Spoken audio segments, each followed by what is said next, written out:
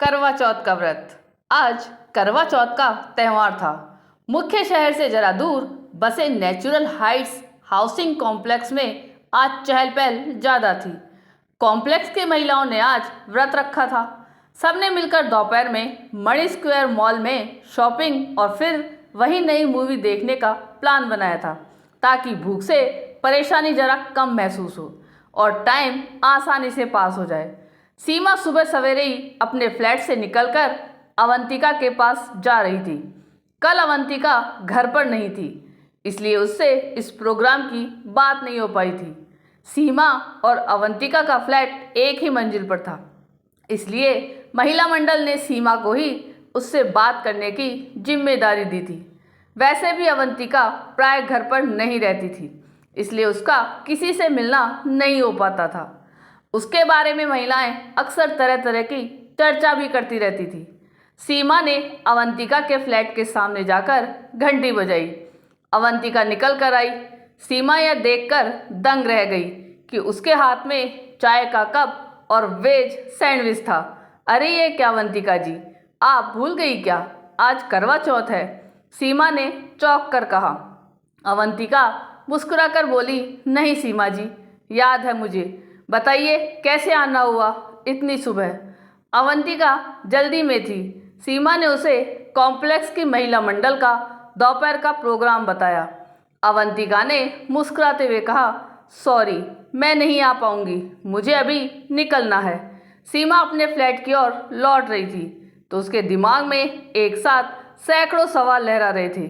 उसके पेट में मानो तितलियां उड़ने लगी। वह जल्द से जल्द ये बातें महिला मंडल की दूसरी महिलाओं को बताने को उतावली हुए जा रही थी। देखते ही देखते 1 बज गया। सीमा सहित कॉम्प्लेक्स की लगभग सारी महिलाएं कम्युनिटी हॉल में इकट्ठा हो गईं। सीमा ने जरा नमक मिर्च लगाकर सुबह की घटना के बारे में सबको बताते हुए कहा, अरे मैं क्या बताऊं तुम लोगों को, एकदम फुलझड़ी लग रही थी अवंतिका। पता नहीं इतनी सुबह सज धज कर कहाँ जा रही थी और भरपेट नाश्ता कर रही थी। सो अलग कैसी औरत है, अपने पति की लंबी उम्र के लिए व्रत भी नहीं करती। सीमा की बात सुनते ही सभी महिलाएं रस ले लेकर अवंतिका की निंदा करने लगी। हर कोई कुछ न कुछ कहने लगा।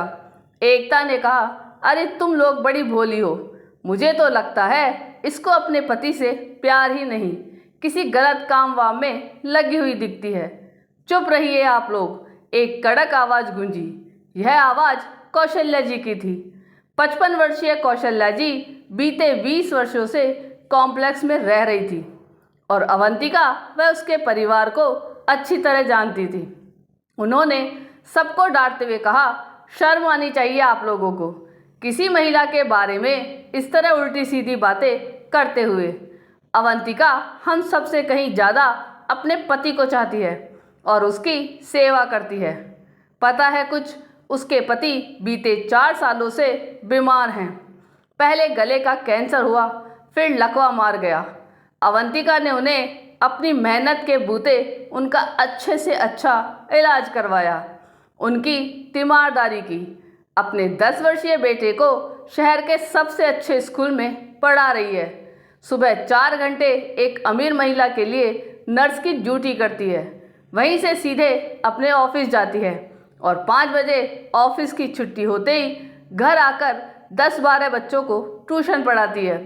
इसी बीच खाना भी बनाती है और पति की देखभाल भी करती है। अब वे काफ़ी बेहतर हैं। ईश्वर ने चाहा तो अगले महीने से वो ऑफिस भी जाने लगेंगे। अगर सुबह नाश्ता करके ना निकले तो दिन भर मेहनत कैसे कर पाएगी?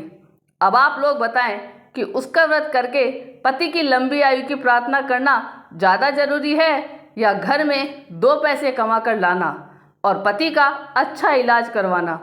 कौशल्या जी की बात सुन के सभी महिलाओं की गर्दन झुक गई। आपको ये कहानी कैसी लगी यह कमेंट करके ज़रूर बताइएगा। चैनल पे नए हो तो सब्सक्राइब जरूर कीजिएगा और वीडियो को लाइक और शेयर कीजिएगा। धन्यवाद।